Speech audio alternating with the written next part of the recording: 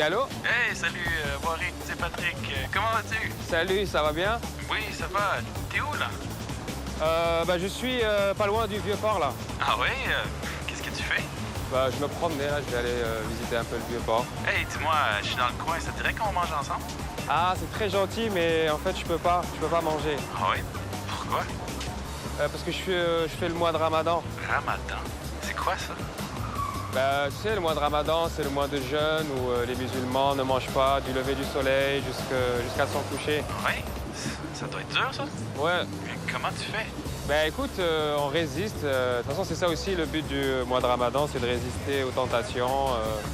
C'est sûr qu'avec la chaleur, c'est un peu plus difficile, mais ça va. Écoute, sinon, on peut aller prendre un verre. Non, je peux pas boire non plus. Tu peux pas boire non plus. Non. Un jus, non? Non. Mais par contre, on peut manger après le coucher du soleil. Ça me ferait plaisir de manger avec toi. Ouf, écoute, ça doit être dur, hein? Est-ce que vous êtes nombreux à le faire? Ouais, je sais, c'est pas évident. Mais tu sais, il y a beaucoup qui le font ici à Montréal. Il y a une grande diversité. Et tu sais quoi? Quoi? Là, tu me donnes vraiment une bonne idée. Ah bon? Je vais faire un documentaire sur les gens qui font... Documentaire? Oui, sur les gens qui font le mois de Ramadan ici à Montréal. Tu sais, ça serait cool. Un documentaire sur Ramadan? Bah ouais. Bah oui, parce que... Comment t'appellerais ça? Tu sais, je vais l'appeler Ramadan. Tu sais que genre Ramadan et marathon, je pense que ça va être bien ça. Ramadan? Ramadan, ouais. Écoute, je vais aller rencontrer des gens et je vais voir comment ils font le jeûne à Montréal. Mais écoute, ça a l'air très intéressant comme idée. Ça nous permettrait de voir c'est quoi ce mois de Ramadan. En tout cas, moi, j'aimerais ça qu'on se voit après le coucher du soleil. OK? Ouais, on se voit après le coucher du soleil. Oui. Merci beaucoup. OK. À plus. Ciao. Ciao.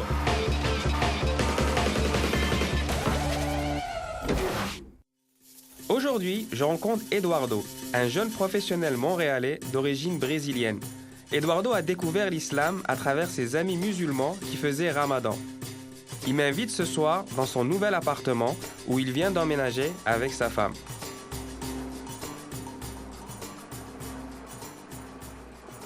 Wari? Eduardo. Salam alaikum, ça va Salam bien? alaikum, ça va bien? Alhamdulillah, Rabbi alamin, toi? Ça va très bien. Enchanté. Ça va, Beau tu vas? chandail. Beau chandail, hein? Hein? Pas trop dur de me La reconnaître? Coupe du Monde a commencé? Non, mais c'est bientôt. C'est bientôt. Inch'Allah. Mais en tout cas, je savais que c'était toi, j'ai vu le beau chandail. Merci. Comment ça se passe le jeûne? Ça se passe bien? Moi, ça se passe bien. Mais toi, Alhamdulillah. comment ça se passe le jeûne? Là, tu sors du travail. Au fait, moi, je travaille dans un centre d'appel. Alors, OK. mon travail, c'est assis. Mais tu parles beaucoup. Je parle beaucoup.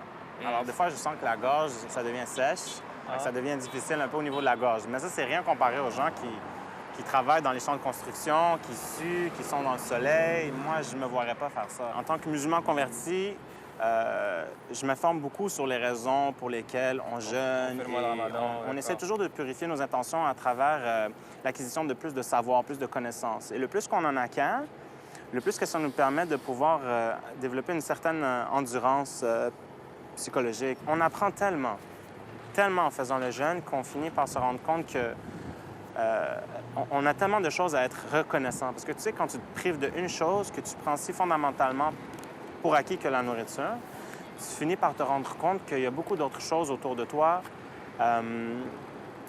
que tu prends aussi pour acquis et que tu ne devrais pas en vérité. Mais c'était comment justement au travail? Est-ce qu'il y a beaucoup qui le font autour de toi? Ou Au fait, les gens, ils aiment quand c'est le ramadan parce qu'au travail, je leur ramène toujours des brownies, je leur ramène des gâteaux parce qu'on est recommandé de nourrir les gens pendant le mois du ramadan. OK. Alors, les gens, ils aiment ça quand c'est le ramadan parce qu'ils savent qu'ils vont recevoir des gâteaux, ils savent qu'ils vont recevoir des brownies. OK. Alors là, ils se disent...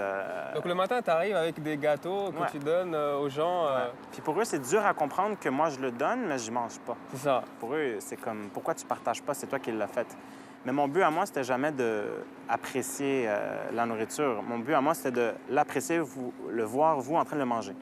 Mais tu sais quoi, Wari, à 24 ans, je sais que je suis jeune, mais j'ai déjà recommencé à repérer certains signes de vieillesse. Les gens me trouvent fou, mais Comme quoi, par je exemple? sens que j'ai plus l'âge de 18 ans. À 18 ans, je faisais la capoeira, puis pas de problème, je sautais, je faisais des pirouettes, je faisais... OK, la capoeira, c'est la danse brésilienne. C'est ça, c'est où on un fait art martial beaucoup, brésilien, exactement. Et oui, ça demande beaucoup de souplesse. Beaucoup de souplesse. La souplesse, c'est tellement que si tu l'entretiens pas régulièrement, tu peux te briser le dos si tu recommences à essayer de faire la même pirouette. OK. Parce que c'est très difficile, puis il faut beaucoup de flexibilité, beaucoup de musculature proportionnelle. Tu peux pas juste être musclé au haut du corps, bas du corps et spécifiquement faut dans un... que ce soit, faut que ce soit balancé. Donc, si tu n'entretiens pas vraiment bien ton corps, ça devient difficile.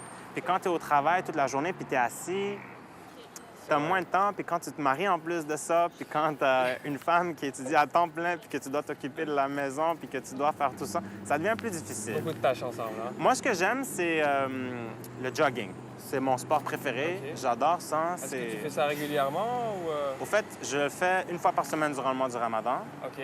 Parce que... Quand même? Ouais, quand même. Tu gardes au moins... J'essaie. OK. J'essaie. Parce que d'habitude, je le fais 3 fois semaine. Mais à cause que maintenant, on est plus faible, Ouais, avec la soif et ça tout. devient moins évident. Ouais. Ça devient Mais vraiment quand moins même, c'est un évident. exploit de faire une fois par mois. Tu vas en faire aujourd'hui? Inch'Allah, je t'inviterai à me joindre si tu veux. OK. Inch'Allah. Ben écoute, donc on commence à s'échauffer. Je veux dire, moi, il faut que je me change, sinon je vais briser mon soute. Mais... OK. Inch'Allah. Donc là, on fait quoi? Là, Je t'invite à venir chez moi, OK. puis on peut échanger. Puis après ça, Et de là, partir faire un peu de Moi, je jogging? reçois de la visite chez moi ce soir, mais je serais vraiment heureux que tu nous joignes. OK, bon. Moi, ça fait longtemps que j'ai pas fait de sport. Bon, Mais mais pour écoute, toi, Inch'Allah, ça va être un vrai plaisir de te recevoir.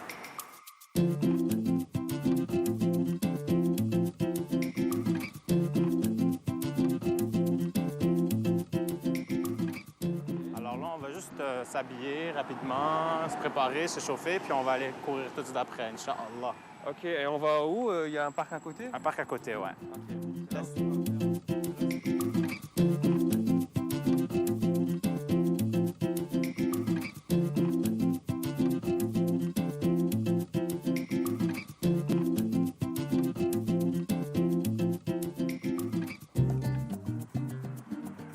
Bon.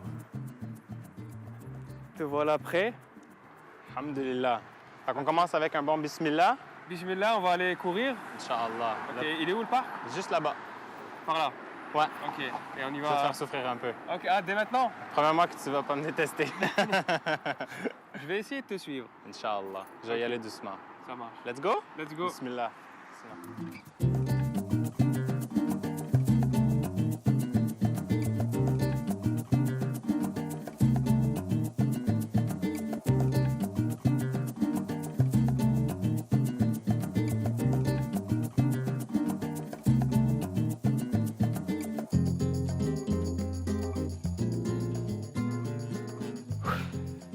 Bon, moi, j'ai pas pu suivre notre ami Eduardo. Donc, je me suis reposé ici après quelques tours. Et on attend. Qu'est-ce qui s'est passé? Mais écoute, j'ai fait 3 tours et c'était bon. C'était bon pour moi. Mais tu fais ça, toi, 3 fois par semaine? Au fait, ouais, on essaye 3 fois par semaine. Quand on jeûne pas, mais quand on Ok. jeûne, 1 fois par semaine. OK. Sinon, Bah oui, parce que c'est pas... c'est pas aussi évident, là. Mais j'admets que c'est vraiment un beau cadre. Il fait beau. Ici, je me sens chez moi, là. OK. C'est une belle place pour venir Te ressourcer. contempler, se ressourcer, réfléchir, faire de l'entraînement. Bien, au fait, le ramadan a été justement un élément crucial dans ma conversion à l'islam. Bien, c'est un ami à moi que j'ai rencontré au secondaire. À l'époque, je me rappelle, c'est lui qui m'a amené cet élément du ramadan. Je savais c'était quoi un peu, parce que je me rappelle qu'une fois, mon frère m'avait dit qu'il jeûnait. Puis là, je lui ai dit, c'est quoi ça, le jeûne? Puis il dit, d'où ça sort? Puis il dit, ah, j'ai un ami à moi, il est musulman, il jeûne. Fait que mon frère le faisait, mais pas vraiment de manière sérieuse. Puis après ça a été renforcé avec un ami à moi au secondaire qui, lui, jeûnait dans une époque où est-ce qu'on faisait beaucoup d'exercices à l'école parce que nous, on avait des cours de gym, puis on avait un programme sport. OK. Puis là, il buvait pas d'eau quand tout le monde buvait. Je lui demandais, pourquoi tu bois pas de l'eau? Puis là, il dit, je jeûne. Puis là, je suis comme, ah, c'est intéressant. Puis là, j'ai juste bu dans sa face, comme si, tant pis pour toi, tu manques, tu te prives. Moi, je vais pas me priver. Puis là, il m'a regardé, puis il m'a dit, ouais, mais tu sais, c'est pas tout le monde qui peut le faire, le jeûne. C'est quelque chose de très difficile. Puis je me rappelle que il me l'avait dit d'une manière comme si C'est vraiment... un défi, en fait. ouais. C'était un défi au départ. Puis orgueilleux comme je l'étais, je me suis dit, ça y est, si lui il dit que je peux pas le faire, moi, je vais lui prouver à ce monsieur-là que je vais le faire. OK. Alors, éventuellement, ben, je me suis arrangé pour le faire, puis je me suis arrangé pour maximiser mon temps avec lui pour que lui, justement, il voit il que... le voit que je le fais avec lui. Donc ça a développé une amitié, ça a développé des liens aussi avec sa famille et une exposition à l'islam qui, selon moi, était très contradictoire de ce que je voyais dans les médias, très différente de ce que je voyais dans les nouvelles. Alors, éventuellement, je me suis dit dans ma tête, il y a définitivement quelque chose de bizarre. Il y a deux discours, je ne sais pas quel discours est vrai, quel discours est quel discours est faux, pardon. Donc, il y a définitivement quelque chose à investiguer. Puis avec le temps, le plus que je faisais le ramadan, il y avait quelque chose de spécial qui se passait aussi. Tu as gardé ce défi de ramadan? Jusqu'à la fin. J'ai fait le ramadan au début, mon intention, c'était pas de me convertir, c'était pas de devenir musulman. Au fait, si tu m'avais dit que j'aurais été musulman aujourd'hui, je t'aurais dit que t'es fou. OK. Puis... C'était un défi, tu voulais montrer que c'est bon, je peux le faire moi aussi, that's it. Puis en même temps, quand je faisais exactement ça, il y a quelque chose qui s'est produit, c'est que je bénéficiais du ramadan. C'est-à-dire, je le faisais avec un défi, mais en même temps, sans avoir les bonnes intentions, je prenais tous les bénéfices que le ramadan amène, c'est-à-dire la reconnaissance, la gratitude. Je veux dire, c'est une chose de dire je suis reconnaissant, je suis heureux, mais c'est une autre chose la vivre. Donc en fait, en te privant par exemple de nourriture et d'eau, tu pensais aux autres et après... Automatiquement, oui. Sans même qu'on me le dise ou qu'on me l'explique. OK. Puis éventuellement, je partage avec un de mes amis musulmans. Au fait, c'était le beau-frère de mon ami, qui lui se mariait avec sa sœur. Je lui ai parlé de toutes mes expériences puis à quel point j'étais en train de me transformer à travers le ramadan. Que mon cœur devenait plus tendre, que mon cœur devenait plus reconnaissant, que j'avais envie subitement de donner un câlin à ma mère, que j'avais envie de lui dire que je l'aime, que j'avais envie de lui dire merci d'avoir préparé à manger, merci de payer l'école pour moi, merci pour tout, au fait. OK. Puis là, lui, il me disait, Subhanallah, Eduardo, toi, t'es même pas un musulman, puis tu jeûnes, puis on dirait que tu acquiers les bénéfices du ramadan plus que la majorité des musulmans qui parfois, eux, le font plus d'une manière rituelle. De manière culturelle. Ouais, c'est plus ritualistic, comme on dit. C'est un rituel, dans le fond. En fait, toi, tu faisais des recherches à côté. Vraiment, et plus tu découvrais, plus ça t'intéressait. Ouais. Et, mais justement, là, c'est Ramadan qui t'a fait découvrir l'islam finalement. Ouais. Et là, c'est le 6e. Quelle est l'évolution que tu as vue en toi? Je pense qu'aujourd'hui, je me regarde puis je fais la différence avec le ramadan que je faisais initialement. Puis la plus grande différence, c'est que maintenant, premièrement, je le fais avec les bonnes intentions. OK. Inch'Allah, j'espère, parce qu'on ne peut jamais savoir quelles sont nos vraies intentions. On espère qu'elles sont sincères. Mais je le fais définitivement pas pour le prouver à qui que ce soit. Il n'y a plus de défi, là, c'est bon. Il a compris au bout de 6 fois. Exactement. Mon ami, il n'est plus là pour voir si je jeûne ou pas. C'est facile d'aller dans ta chambre et tricher, puis au travail même. C'est facile. Mais maintenant, je le fais pour les bonnes intentions. Ça, c'est la première chose. Puis la deuxième chose, c'est que maintenant, contrairement à avant, je me gave plus la nuit. Avant, je me gavais vraiment beaucoup la nuit pour pouvoir acquérir le maximum de nourriture possible dans l'estomac en pensant que j'allais être mieux.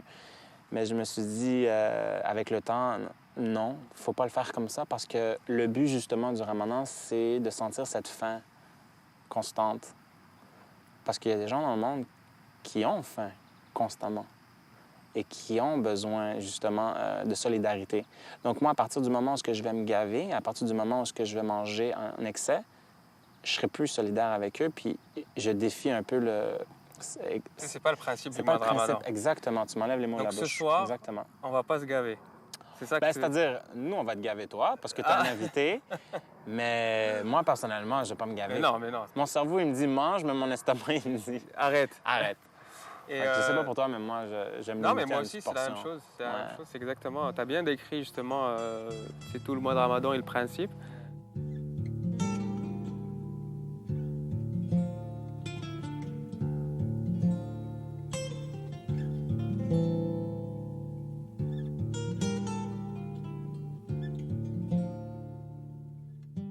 Pour conclure, là, on parlait d'exercice. Moi, je sais que, par exemple, au Brésil, il y a beaucoup, tu sais, la danse capoeira. Toi, tu en as déjà fait. Brièvement, c'est quoi la capoeira? La capoeira, c'est un art martial qui a été inventé par les esclaves noirs à l'époque, justement, de la colonisation portugaise au Brésil. Et ils ont développé un art martial en même temps caché dans une danse pour faire en sorte que les maîtres soient jamais suspects du fait qu'ils étaient en train de développer un art martial pour se défendre contre eux dans des moments opportuns. Alors, ils ont développé une forme de... Quand tu le regardes, ça a l'air vraiment d'une danse, les gens qui s'amusent. Mais en vérité, ça peut devenir vraiment agressif si jamais il y a du contact, puis ça peut vraiment devenir mortel même s'il y a du contact. Ok, ok. Donc, c'est un art martial caché en danse qui est pratiqué aujourd'hui au Brésil puis un peu partout au monde. J'en ai pratiqué pendant déjà un petit bout, je pense, si en gros, je fais le calcul, 6 ans. Ok. Ouais, 6 ans. Mais là, ça va faire longtemps que je l'ai plus fait, que j'en ai pas fait. Là. C'est très bon pour la musculation, c'est très bon pour la flexibilité, c'est très bon pour le corps, le cardio. C'est tout en même temps. Tu travailles des muscles dans ton corps que tu savais même pas que tu avais avant. Vraiment, vraiment. Surtout au niveau du bas, du dos. Si tu fais la capoeira, fais-moi confiance, tu n'auras jamais mal au dos. Ok, ben, je vais garder ça en tête. Inch'Allah. Mais ok, ben, je te suis. Donc on va aller On va aller manger. à la partie culinaire. Inch'Allah. Je vais t'aider. On va se traîner jusqu'à là-bas. Ok, ouais, je t'aide. Vas-y. Un autre jogging? Non, c'est bon.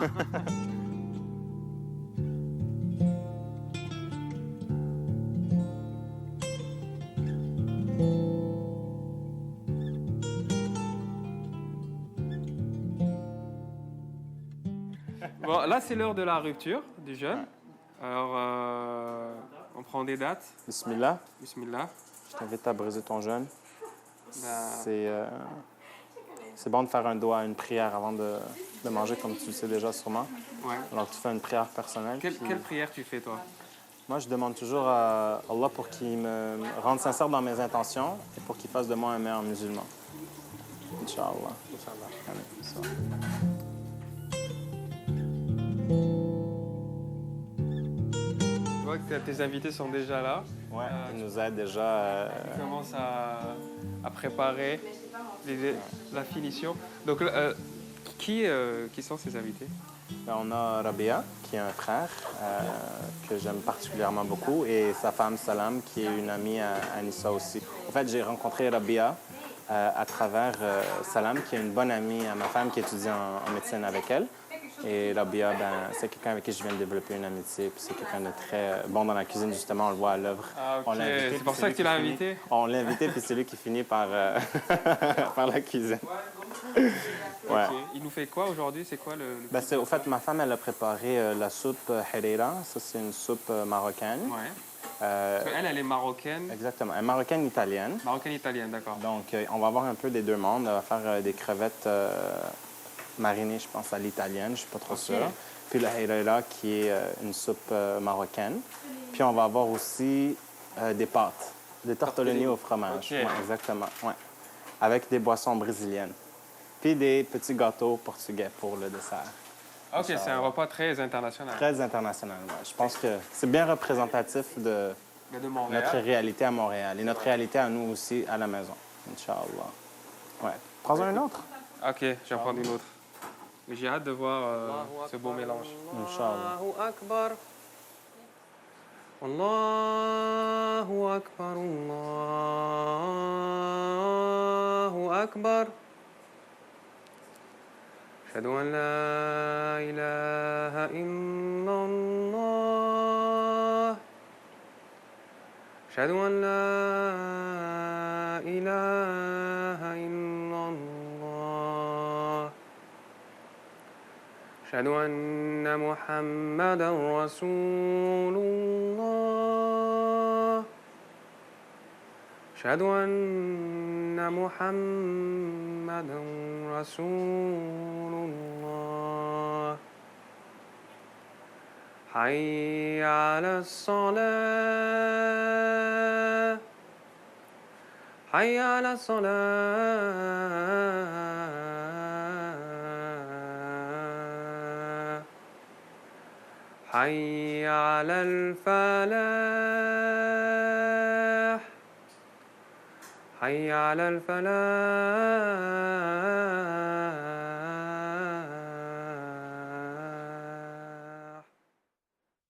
Donc toi, Eduardo, tu t'es marié avec une Marocaine. Et en jasant la dernière fois, tu m'avais dit... Marocaine-italienne. Hein? Marocaine-italienne, oui. Il faut Ouais. toujours préciser les deux. Sinon, la mère, elle va être fâchée. Non, non, non. Ah, mais parce que là, on est au début, donc on parle du Ouais. côté marocain. OK. Et tu as appris à cuisiner un peu... Qu'est-ce que tu as appris de la culture marocaine depuis que tu es marié? Ben, que les Marocains utilisent 3 épices incontournables. Le cumin, OK. le curcuma, et l'autre, c'est... rappelle-moi, c'est laquelle, Anissa? C'est le gingembre.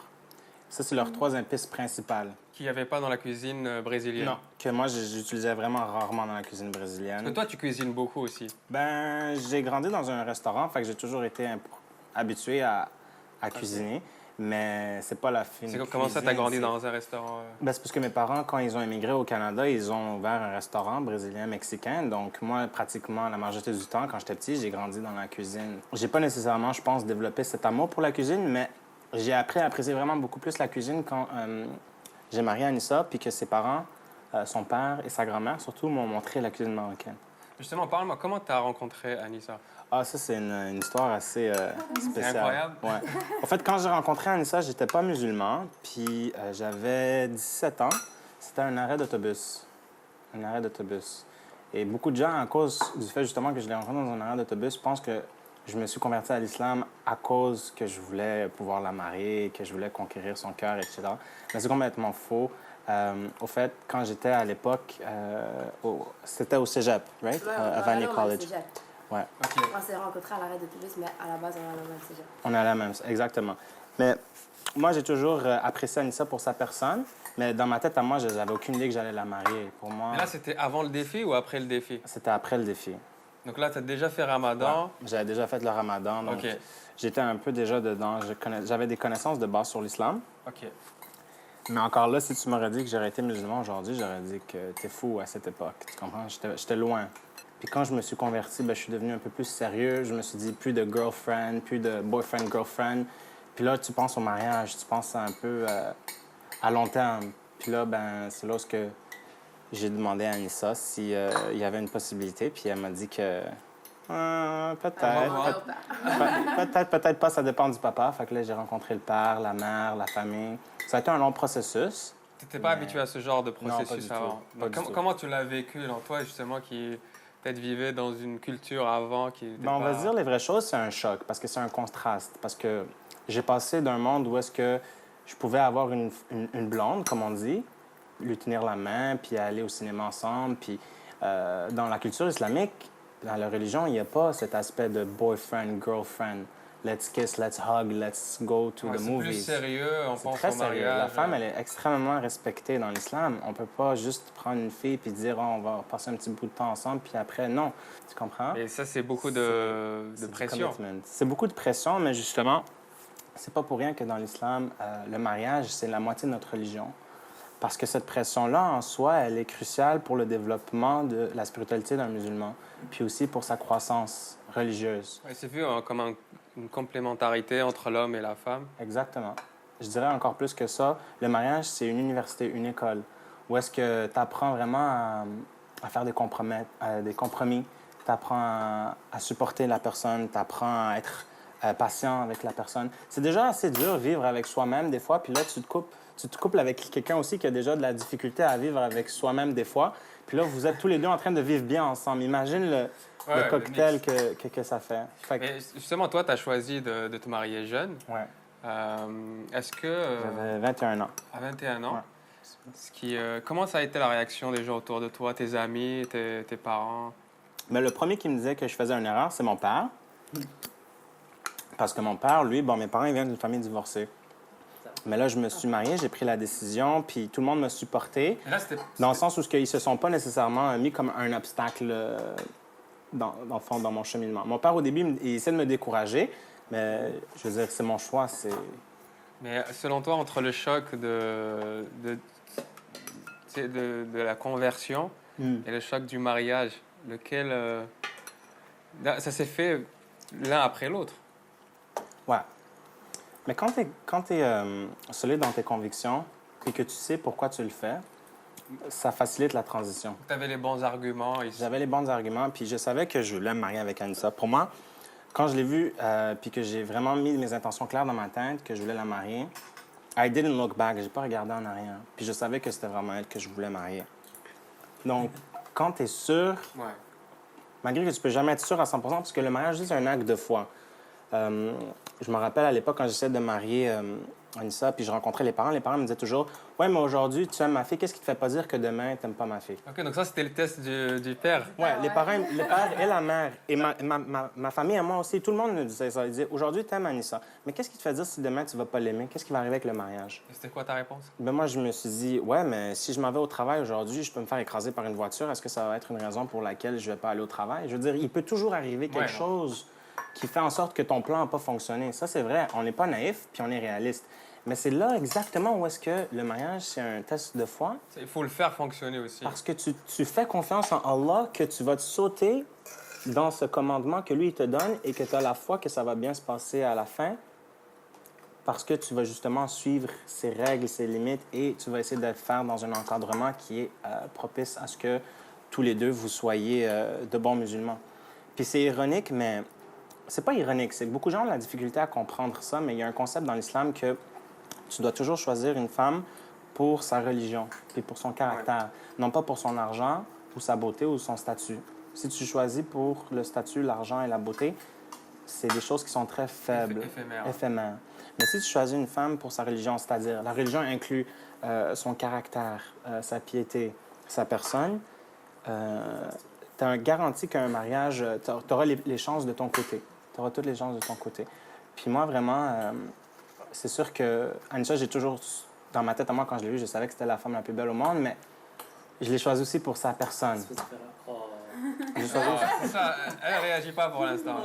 Elle ne me croit pas, mais je... Non, je crois pas. Je lui ai toujours dit que pour moi, je veux dire, Anissa, c'est la femme la plus belle sur Terre. C'est la plus belle. Il y a pas Ça, c'est beau, ça. Mais je ne l'ai pas choisi pour sa beauté. J'ai choisi vraiment pour... Pas que pour sa beauté. C'est ça qu'il faut dire. Ben, Là, tu viens de dire quelque chose de très beau, ne le casse pas maintenant. Non, mais c'est-à-dire, c'est pas l'argument de taille. Tu comprends ce que je veux je dire? comprends ce que tu veux dire. Et toi, Anissa, comment tu as vécu, justement, ou ta famille, comment ils ont vécu le mariage avec un Brésilien converti? Ben, c'est sûr qu'au début, c'était difficile parce que c'est quelque chose de nouveau pour eux. Malgré le fait que les gens disent ouais, mais déjà tes parents sont pas pas du même pays, ça aurait dû être plus facile. Mais non. OK. Même là, il y a eu. Il y a eu. Ton père te voyait c'est plus mon père, qui avait un peu de. Avec un Marocain? Ouais, qui voulait un Marocain, là. Mais je pense que c'est juste. C'est le premier réflexe. C'est ça, c'est le premier réflexe. Est-ce que toi, tu as dû batailler pour prouver toi aussi tes sentiments pour lui et que c'était pas juste... Oui. Ben, parce qu'il m'a dit un peu la même chose que ses parents lui ont dit à lui. Ils lui ont dit, ben, aujourd'hui, OK, c'est lui, mais demain, peut-être que ça va être quelqu'un d'autre. Ben, pour le moment, on sait que c'est lui. Fait que là, je pousse pour que ça soit lui. Mais aussi, notre âge a joué un peu contre nous parce qu'on était jeunes. Ouais. Puis c'est pas comme dans la culture, j'imagine, québécoise, là, de se marier aussi jeune. Même maintenant, la culture arabe. Ouais, même la culture arabe. Maintenant ils ont commencé à changer, Tu finis tes études. C'est comme, il y a des steps à faire. Ouais, ben, là, maintenant, la moyenne d'âge dans les pays arabes, c'est autour de 28 pour le mariage. Donc c'est vrai Faut que tu te bâtisses toi-même avant de vouloir... Ouais, exactement.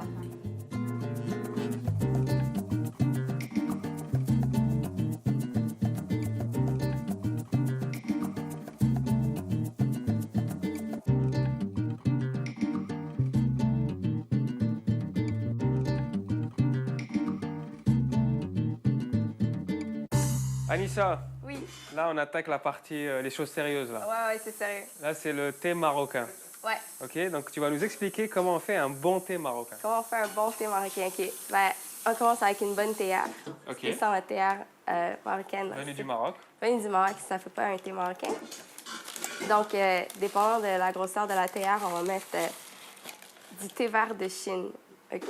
Ah, de Chine. De Chine. On fait du thé marocain, mais le thé vert, il est de Chine. OK. Donc, à peu près une cuillère à table. Puis, ce qu'il faut, c'est qu'il faut rincer le thé. Donc, on va mettre de l'eau chaude. Tout de suite sur le thé. Ouais, un tout petit peu. Il faut juste en mettre un tout petit peu. OK. Puis là, le but, c'est de rincer le thé. Donc, on va faire des tours comme ça pour que la feuille, elle s'ouvre, puis qu'on puisse la rincer à l'intérieur. Parfait. Bon, déjà, on commence à sentir un peu l'odeur. Donc, on fait des petits tours comme ça. Ensuite, on se débarrasse de l'eau. Ok, t'as jeté Ouais, l'eau, on jette après l'eau tu rajoutes complètement, ouais. On refait encore une deuxième une fois. deuxième. Puis là, Comment t'appelles ça, cette opération opération de lavage. de lavage? Ok. Opération de lavage, ben d'accord. Là, t'as préparé de la menthe. Ouais, donc la menthe fraîche qui est lavée. Donc ça, c'est la prochaine étape. On est généreux avec la menthe.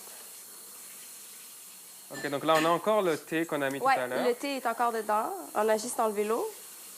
Là, on met la menthe. Puis on met des cubes de sucre. Un gros morceau. 2 gros morceaux. 2 gros morceaux de sucre? Oui, c'est pour ça qu'il est aussi bon. C'est parce qu'il est Ok. sucré. Mais il faut mettre le sucre après pour ne pas brûler la menthe avec l'eau chaude.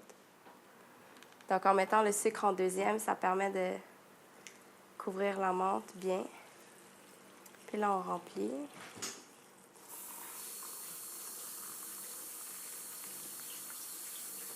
Puis on laisse reposer.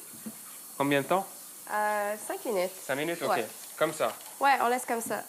Ok, on laisse reposer 5 minutes. 5 minutes, ouais. Et après, on fait Après, ouais, on fait le mélange. le fameux mélange. Ouais.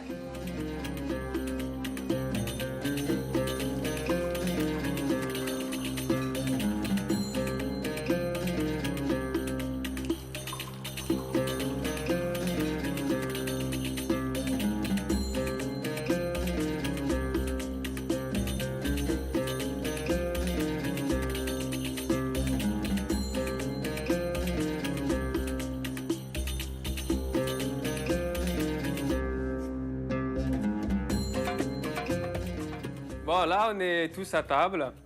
Eduardo a fini la vaisselle. Ça te fait rire? C'est la fatigue. Mais parce qu'il est super fatigué, c'est pas grave. Anissa a fait le thé. Et notre ami Rabia, lui, sa spécialité, c'est les gâteaux. Donc, il nous a ramené des gâteaux libanais. C'est un peu ça. Et tu peux nous expliquer un peu ce que c'est En fait, tous les desserts qu'on fait pendant le ramadan, il faut que ça soit un peu léger parce qu'on ne peut pas tout manger de façon lourde. Puis on fait beaucoup à la base de ashta. La ashta, c'est une crème libanaise qui est très légère, dans le fond. Puis c'est sucré. Ok. Qui se retrouve dans tous les desserts. C'est notre base, OK? Je pense qu'il n'y a pas d'autre façon de décrire à part de le goûter. En fait, si tu n'as pas de ashtar, tu fais pas de gâteau Non, au Liban. tu fais pas de dessert. C'est dur, hein? Ouais. Ok, mais moi, je conseille de commencer par celui-là. j'ai très envie de goûter le ashtar. Je sais que ma femme, elle aime celui-là. Mmh. Eduardo, il aime tout. C'est facile, hein? Et là, tu mets une sauce... C'est le sirop, qu'on appelle le atar. C'est à base de sucre, il y a un peu de citron, puis de l'eau de rose à l'intérieur. Excellent. Moi, je suis le seul qui mange avec les mains, on y va?